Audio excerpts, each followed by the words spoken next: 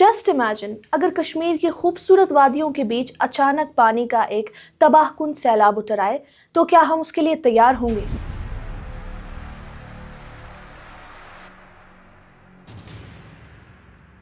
कश्मीर से आने वाली एक नई रिसर्च ने खतरे की घंटी बजा दी है। यूनिवर्सिटी ऑफ कश्मीर के एक स्टडी के मुताबिक कश्मीरी हिमालय के कम से कम 5 ग्लेशियर लेक्स को हाईली ससेप्टेबल करार दिया गया है, जिनसे ग्लेशियर लेक आउटबर्स्ट फ्लड यानी ग्लॉफ का इम्कान पैदा हो सकता है। ग्लॉफ एक अचानक और तबाहकुन सैलाब होता है जो उस वक्त पैदा होता है जब किसी ग्लेशियल झील को रोकने वाला कुदरती बांध टूट जाता है और पानी, मिट्टी और मलबे की बड़ी मिकदार नीचे की तरफ बह निकलती है।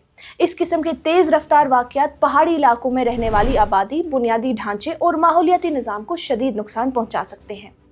ये स्टडी जर्नल ऑफ ग्लेशियोलॉजी में पब्लिश हुई है। इस रिसर्च में 155 ग्लेशियल लेक्स का जायजा लिया गया, जिसमें हाइड्रोजियोमॉर्फिक इंडिकेटर्स जैसे लेक का एक्सपेंशन रेट, डैम की स्टेबिलिटी और आसपास के हालात का डिटेल्ड एनालिसिस किया गया। इन सब के बाद जिन 5 लेक्स को वेरी हाई ससेप्टेबिलिटी कैटेगरी में रखा गया है उनमें भ्रमसर, चिरसर, नुंदकोल, गंगबल और भागसर शामिल हैं। चीफ मिनिस्टर ने बताया कि एक इब्तदाई जियोस्पेशल एनालिसिस भी किया गया है, जिसमें नीचे वाक़ा आबादियों और बुनियादी ढांचे का अंदाज़ा लगाया गया। इस एनालिसिस के मुताबिक गांदरबल, शोपियन और कुलगाम जैसे इलाके ज़्यादा मुतासिर हो सकते हैं।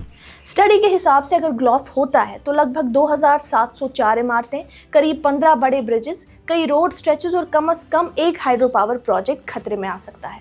समझने वाली बात यह है कि ये क्लासिफिकेशन किसी फौरन खतरे की निशानदेही नहीं करती। ये सिर्फ उन सूरत हाल में ज़्यादा इम्कान दिखाती है जब कुछ खास ट्रिगर्स पैदा हो जाएं, जैसे कि rapid snow melt, intense rainfall, seismic activity या मोरेन डैम फेलियर।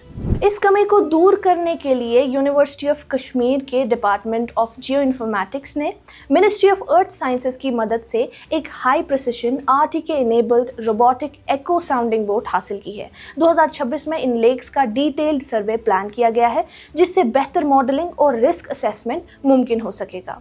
हुकूमत ने भी इस खतरे से निपटने के लिए कुछ कदम उठाए हैं, जिनमें वल्नरेबल लेक्स की लगातार मॉनिटरिंग, अर्ली वार्निंग सिस्टम्स का क़याम, इकोजोनेशन प्लान्स और डिस्ट्रिक्ट लेवल डिजास्टर प्रिपेयरनेस में ग्लॉफ सिनेरियोज को शामिल करना है।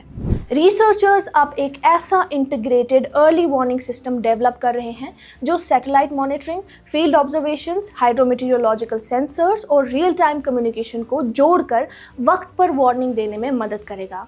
अब देखना यही है कि हम कितनी तेज़ रफ्तार से इस टेक्नोलॉजी को डेवलप करने में कामयाब होते हैं। सवाल अब भी वही है, जब खतरा आहिस्ता आहिस्ता बढ़ रहा हो, क्या हम उससे पहले तैयारी कर पाएंगे?